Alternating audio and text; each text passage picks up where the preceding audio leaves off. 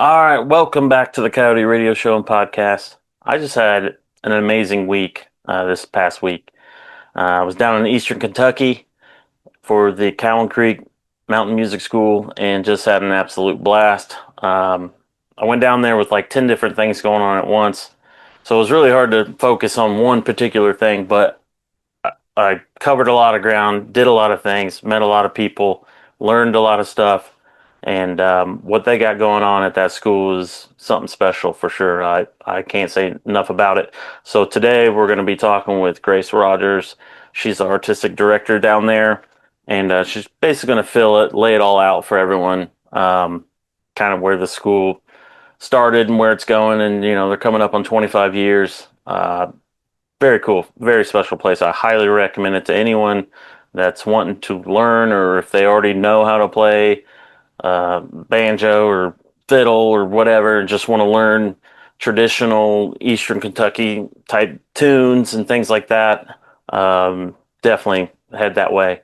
Shout out to Carla. She was teaching the Flatfoot dancing school there, and she turned me on to this whole thing. So, but while I was there, I went on the radio, promoted some stuff for Picking in the Backwoods. That's coming up, so everyone grab your tickets to that. That's 7th, 8th, and 9th of August, so just around the corner. We're about 60-70% sold out on camping. So yeah, grab your ticket, link it below. Went and visited some museums, some grave sites of banjo pickers I admire.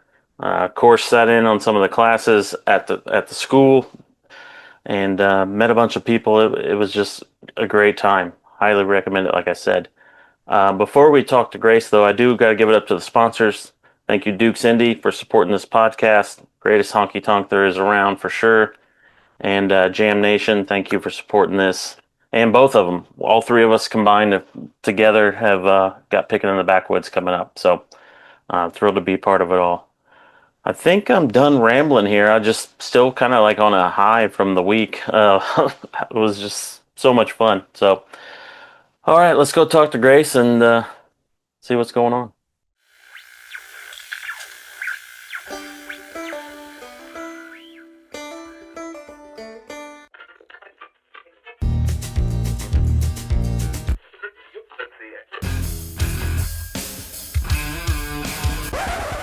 All right, we're here at Cowan Creek Mountain Music School with Grace Rogers, and she and several others put together something really special here. This is year 24 of this school, and this is my first time, so I'm learning a lot, seeing a lot, and I just kind of want the backstory from you and how you got involved. Maybe we should probably start there.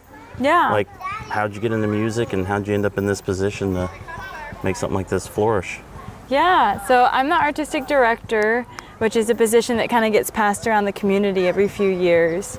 But I've been coming to this camp since I was 7 because my dad was a teacher at the camp.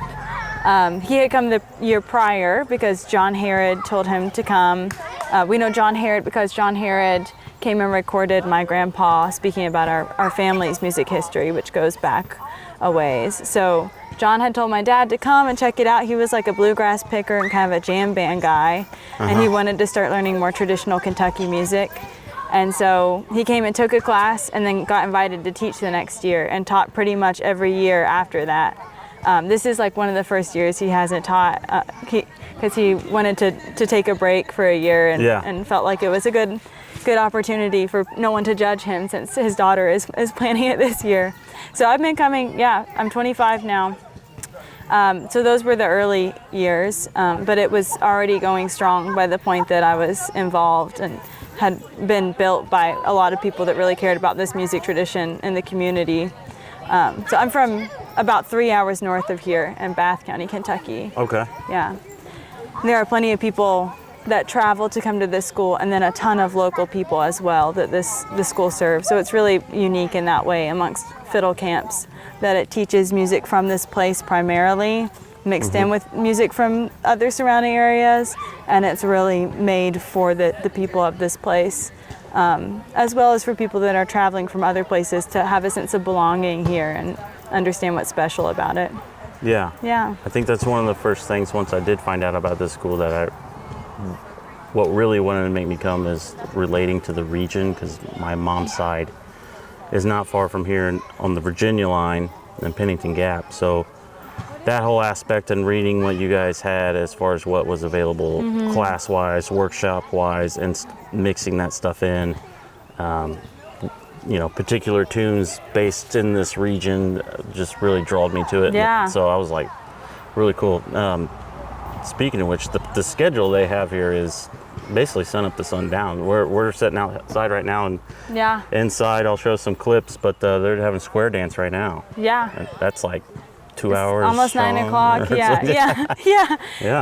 It's classes in the morning from 9 to noon, and then we feed everybody at the Kane Community Kitchen, which is run, the Cowan Community Center that this is located at, runs all year round programming for the community. So it doesn't just do the music camp. So we eat at the community kitchen that they run all year round. They feed us, and then we head down to the Cowan Community Center itself and spend the whole afternoon here doing jams and workshops and faculty recitals and visiting master recitals, and then finish out the day with square dances and concerts. And it's a jam-packed That's awesome. week. So what did you play growing up? Like what? I started on fiddle and gave up very quickly. I'm just now picking it back up and trying to learn again. But I primarily played guitar, and at home I would play piano, and I wrote a lot of songs. At Cowan I would play guitar, and then I began playing banjo as a teenager and have been playing banjo primarily ever since then. That's my main instrument, especially in this context. That's my main instrument. Yeah. Even the historical region for banjo. I'm gonna bring up banjo a lot more than probably the electric, because that's what I'm after and like. But how rich this region is and what it's produced over the time. Like I was sharing earlier, I actually just went to, pay my respects to Roscoe Holcomb's gravesite, and his family was there, and they were welcoming, and it was just really cool to be in a place that inspired such amazing music that shaped the music industry. And it's right here. It wasn't, it's amazing. Yeah, and primarily non-commercial, just interpersonal. Just as a pastime and a community tradition. But there are multiple even good fiddlers that lived on this creek, and you can find, like Oaksy Cottle, for example, was like a basket maker and a fiddler who lived on Cowan, and a bunch of his stuff is in the Apple Shop archive that was like flood salvaged, and Leo Shannon and the folks over there have been releasing that stuff, and so I it's drove really by special. that today. Yeah. Well, the older building, and, Yeah. and talked a little bit about that on the YouTube channel. Aside from this, I'll put a link in the podcast description on this episode if you want to see what my whole trip looked like here in Kentucky. But we do stop at the Apple Shop for sure. You got any like idols that you looked up to, or who inspired you? Like anyone in particular? Some names you want to drop? Yeah. It's a really special place for intergenerational relationships. It's especially like little kids being in classes with and also taught by older people, and like really putting trust in them that they're going to be able to handle it, and that they're interested enough in the music to manage that. So there were a lot of elders around that I felt very close to and mentored by. Paul David Smith is one of those who comes to mind immediately, and he came like every year, and he played with Snake Chapman. He played banjo on all those recordings of Snake Chapman, who's a Pike County fiddler. And then he kind of became, instead of playing banjo, he became a fiddler once he got into his older years, and was just one of the best fiddlers and just sweetest people. And then also Jimmy McCown, who both of these have passed on. Jimmy died in 2020. Was just a fantastic fiddle player and six-string banjo player, just like really melodic style. And then, Lee Sexton, of course, he was in and out. We would do field trips to his house and visit with him. And then I did an apprenticeship with John Haywood a few years ago. So John Haywood had done a similar apprenticeship with George Gibson. So George, he is here most years. He'll probably be here next year, and he's a fabulous banjo player and expert on regional banjo styles as well. So there's more than I can count, and like really the caliber of the musicianship is crazy, but what Cowan really helps with is having intergenerational relationships with these people who have a lifelong music practice, and because of that lifelong music practice are often very like patient and wise people with a very holistic lifestyle and openness, and there's just sort of a way of being that is instilled, or at least that you have to aspire to from being around these people. When I think about it, it's just this feeling of like steadiness and patience and calm, and you can feel that with any of the visiting masters we have here this week, like Barb Coons and Rich Kirby and Bruce Green. Just this like steadiness and patience, and it's all about just trying to find peace, which is really what this whole organization is about, year round, trying to make sure that people in this community can find peace and happiness and connection. Yeah. That's I kind of felt that from the get-go coming in of just the community base. Even people that aren't even from here that would come year after year. I don't know, it was just everything just naturally, almost smoothly went. Just flows easier. Yeah. And that's stuff you just really can't, make up. It's just it can only happen in certain situations or environments. So and it seems to have that feel here. And this is only day 3 of the camp. So 2 more to go. Yeah. So what other highlights could you say about this camp? Or I shouldn't call it it's a school, but it's sometimes a camp it feels and like a school. a camp. A camp and a school. I almost was camping for this event, trip, but I didn't. I had too much gear, and I didn't want to have it out in the elements. That's real. But what other highlights could you mention about what takes place here?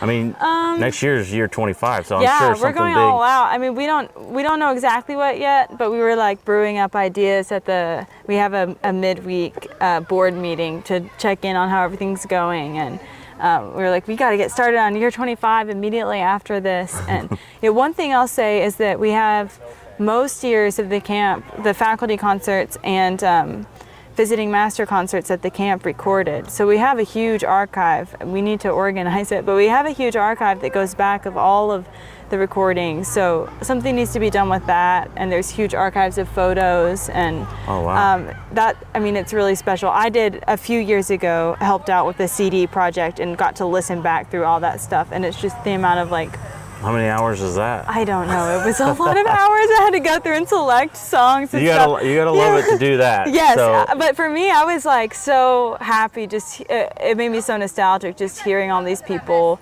and it's really special. Like, this is similar to what I was already saying, but just going back to the elders thing, it's really special. Like, Jimmy McCowan always played this very specific repertoire. He played all kinds of stuff, but for his concerts, he always played very specific repertoire. And Emily Bryant and Megan Bryant Hall the other night, who they're about my age, like in their early to mid 20s, got up and played a song that Jimmy had always played, and Megan sounded just like him, and he was a fiddle and a banjo player, and Emily sounded just like him too, and it was just this like really emotional moment. You physically saw this passed down. It's working. That's what it was made to do. It was Beverly May and Nell Fields and Carol Eisen who helped to found the Cowan Community Center. Those are the 3 that got together and decided to make this school 24 years ago with the intention of wanting this music to be passed down from generation to generation, and seeing that there had to be something proactive done to make that happen. Right. And it's worked. And I remember feeling it work on myself when I was 22, and Jimmy had died, Paul David had died a few years before. like a lot of the older generation was passing on. And I remember suddenly having this feeling of like, oh, if I don't learn this music, nobody else is going to do it for me. Like, we had to keep the tradition alive. And that's when I applied for the apprenticeship with John Haywood, which became a really formative experience. I have such a good and close relationship that's really helped me and mentored me with him, both musically and just, you know, like I said, on being a person. So the intention of this tradition staying alive is, like, you can see it in action here. Yeah, I then went on to be Levon Harvey's teacher. He's 16 and he's around here. He's the kid with the big fro. Yeah. And he like learned all the songs I learned from John Haywood, and then every other song I knew too, so fast that I had to like kick him out after a year and a half. And now he's out here like playing amazing. It's like, it's really magical seeing it passed down. That is, yeah. I'm sure that's such a rewarding feeling, just almost overwhelming. It is, in some aspects, but no, this is great. For anyone that wants to know even more details, I'll put the link in the description to the website. And how many people attend this every year, you think? I'm sure you've watched it grow over time. I'm not sure of this, but we've come to the conclusion that we're pretty sure this is the biggest year. There's 192 people who showed up, more than that registered. Right. Yeah. And so 42 of those are young kids who are in the day camp, Kids on the Creek, which has a traditional music education element during this week. It's also a child care camp, summer camp that's provided all summer long. But, you know, in this week it's very much part of the music school. And then the rest of them are all adults. So yeah, generally it's around, we generally have always said the max capacity is about 150 or 160. And that's about what we did last year. And so this year it's almost 200. Yeah, which just, you know, we're very much limited by the spaces that we're in, which is kind of a blessing in disguise in that people get to really experience what it's like to be in this community. We have to kind of go from place to place throughout the day, and you get to see things in town, and you get to see things out, you know, back roads like this, which at a lot of fiddle camps you're just like on a campus somewhere all week, kind of disconnected from the place that you're in. But it does mean that, you know, we have to kind of stay within our bounds. Yeah. No, it's working. Keep it up. Yeah. You got from what I can tell, good help and organizing things, because there's a lot going on, and I know it can get hectic in planning any sort of event or gathering. So. Yeah, and I've just got to shout out that Valerie Horn is the executive director here, and she's been an amazing help and mentor. And Stacy Dollarhide is the admin person, and she has been amazing and helpful. And then Yoko Nagami as well is another admin person here. So. Just to get their names out there too, they've done like every bit as much work as me on this, and then that much more work on every other program that this community center provides throughout the year. It's really wild how much they're doing in this community. Yeah, that's great. Yeah. Before we sign off here though, I want to ask you too about what you do musically, playing music. Are you working on you mentioned going out on the road, doing a little touring, and I just released an album. It's called Mad Dogs. It's under my name, Grace Rogers. It's original songs that I've written, but with a full band. So I hesitate to call it solo because they really are part of it. But it's like a full rock and roll band, and it's kind of like country rock, folk rock, songwriter. And then I also play in a trio with Nadia Ramlagan, who's here teaching, and then Blakely Berger, who's not here this year, but often is. And we're called Man Eater, and we do string band music. Yeah, that's great. Well, thank you so much for your time. And like I said, I'll be supporting this as much as possible. Yeah, thank you so much. I appreciate it. Make sure you like, share, subscribe. And if you know anyone that likes music, or, you know, send this to them, you know, just let them see some of these clips, and it might inspire something for them to get out and do something positive in the music community. So thanks for joining us.